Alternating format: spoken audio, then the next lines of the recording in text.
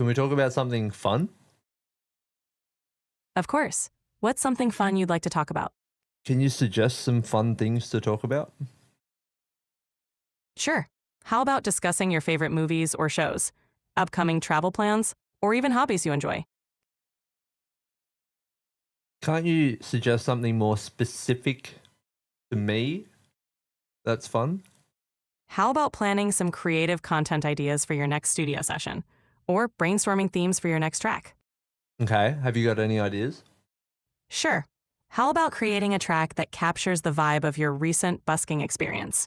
You can also experiment with new sounds or themes that align with your artistic journey.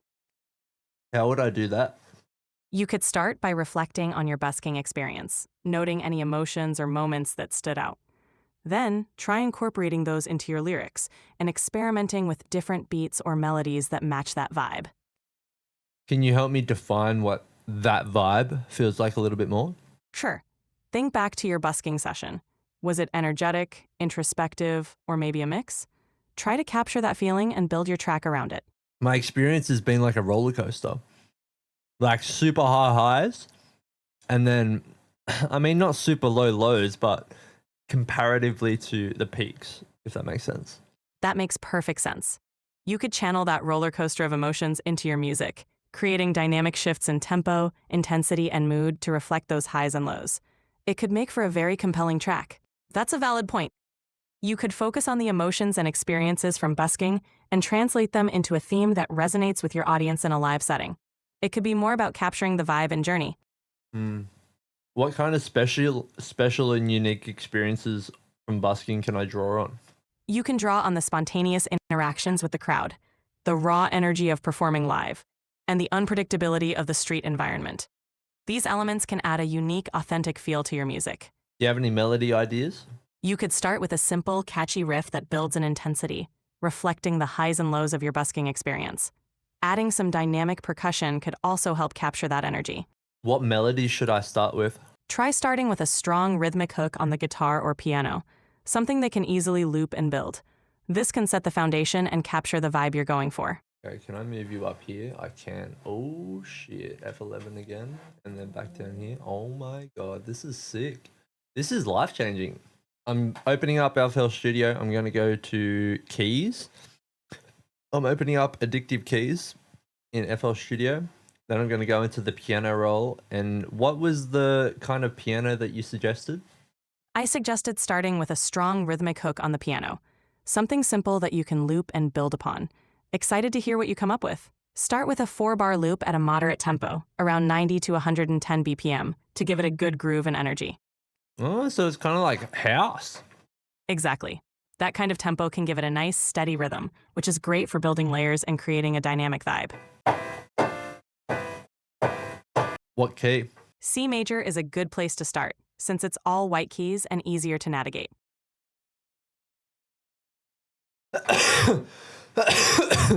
Take it easy. Let me know if you need a break. Bruh, for real. I don't know what the fuck this is. I'm not even fucking saving that. I'm deleting everything. Alright, so I just realized that could be the start of the podcast. I kind of got distracted before because I got ChatGPT to sing, bro. I'm so filthy that I couldn't record that. That would have been some viral fucking content. Sampling ChatGPT singing, bro? What? Okay, what do I want to talk about?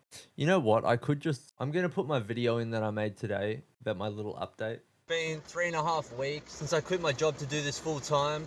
Today, actually, I made plans to have someone inspect the car to buy it. They're supposed to be here right now, but it's absolutely chucking it down, so I don't expect them to come. You know, I'm just trusting in that vision that I had on the day that I quit, sell the car, and use that cash as a pillow to scale the business. And it might sound simple and pretty straightforward, but like, selling the car especially has been a super like topsy-turvy subject for me. I'm not sure whether I should actually do it or I should hold on to it because at any day it could turn around. It's interesting, like these last couple of weeks have just been a journey of like rewiring even my most default of frameworks. Like, I grew up in the country, right? And if you didn't have a car, you couldn't go anywhere because there's not really that much public transport. So you're pretty much stranded if you don't have your own car. So I've been wrestling with that in my head and just like, it's really only temporary. I'm doing it for a reason. I don't know who said it or what the exact quote is. I know I'm definitely going to butcher it, but I think it's like, we choose to question everything, but the things outside of our awareness, we never choose to question it all. The way I'm interpreting it right now in this phase of my life is just like, there are patterns that I've adopted that have allowed me to get to this point, but I'm gonna have to choose to evolve some of those patterns, regardless of how well they've worked for me in the past, to be able to achieve the next set of my goals. There's a lot of unknowns, there's no rule book, there's no guarantee that if I do this, I'll get this. But if I don't do anything, there's a guarantee that it'll never work. Also funny, like, I saw a video this morning that said, it was Mike, I don't know how to say his last name, Tornaby? In life, really the only way to know that you're on the right path is if you feel like everything is going wrong. Because like, if you relate it to a video game, or just anything in general, like if you're trying to grow, if you're trying to get better, you're only going to encounter harder and harder and harder obstacles. And when you get to the end of the level, it doesn't get easier. Like, you reach a boss fight. It's the hardest part of the level. So to expect things to get easier is to expect something that doesn't exist. And I had a really good conversation with myself last night about this. Like, I came to the realization of like, all the overthinking and decision making that I'm trying to do is in an effort to make things easier for myself, when that's not even the goal that I'm trying to achieve with my life. Like, I don't want to get to the end of my life and go, man, I'm glad that was easy, or I'm glad I took the shortcut, or I'm glad I took the route of least suffering. Not that that even ever exists, but like, it's just not the point of life to me anyway. Like, I kind of realized my ultimate goal in life, like if I had to define it right now, would be to retire, meaning have full financial freedom and not have to work to make ends meet financially. To retire on a farm with, I don't even know how many acres. I've still got to figure that out, because like, I don't want too many because it'd be hard to manage and you'll have to hire people to manage it for you, and I don't really want that stress, but enough to like feel free and to do whatever I want in the space, and like, you know what I mean. Have the sickest music studio there, be with my family, be surrounded by my close friends, the people I love in my community, and to be able to like make an impact in the world through my music. You know what I mean? No one's coming to save us. The only way out is through. Pain is required for growth, and anything worth doing is not easy. Those fundamental laws of the universe, I think. I'm getting a new song dropping next week with RJ called Hardest Part. I've also got my first full-time gig next week, August 16th. So if you want to buy tickets, just DM me, I'll send you the link. Then yeah, I appreciate you all. I'll see you next time. That's a pretty good grasp on where I am at right now. I posted a shorter version on Instagram today. I don't know if I should post again.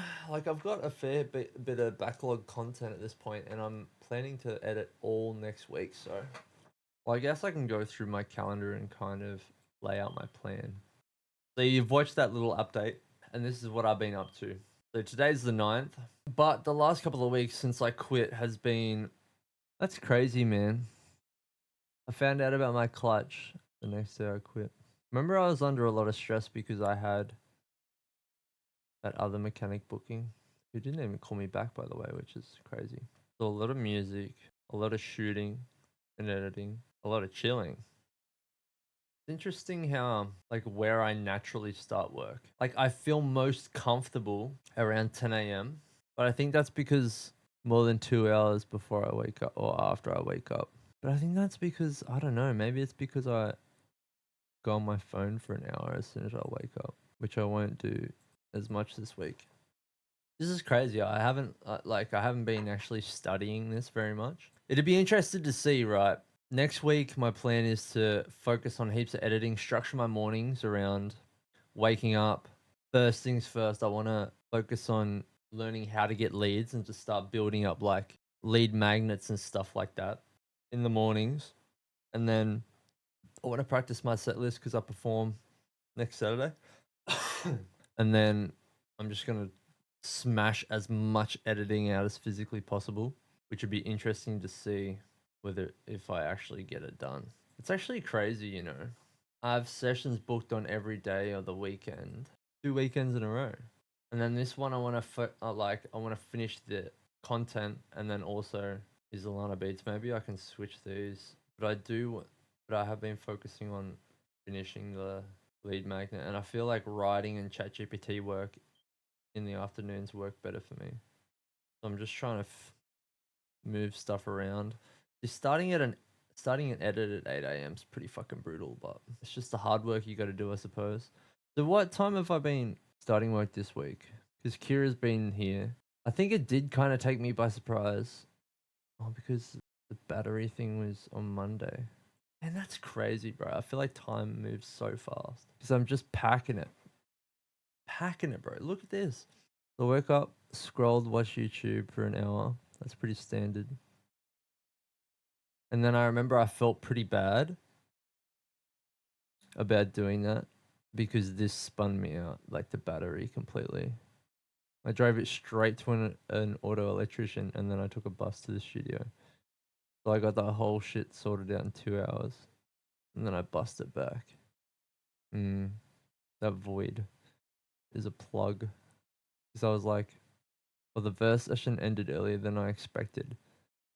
And so I didn't really know what to do to fill this time out because I knew the auto electrician was going to call soon.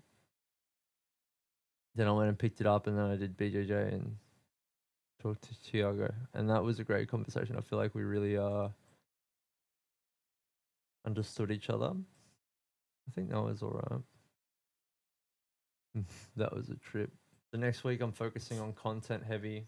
The next week, obviously, I want to finish the backlog of content. Alright, I'm gonna end this off here.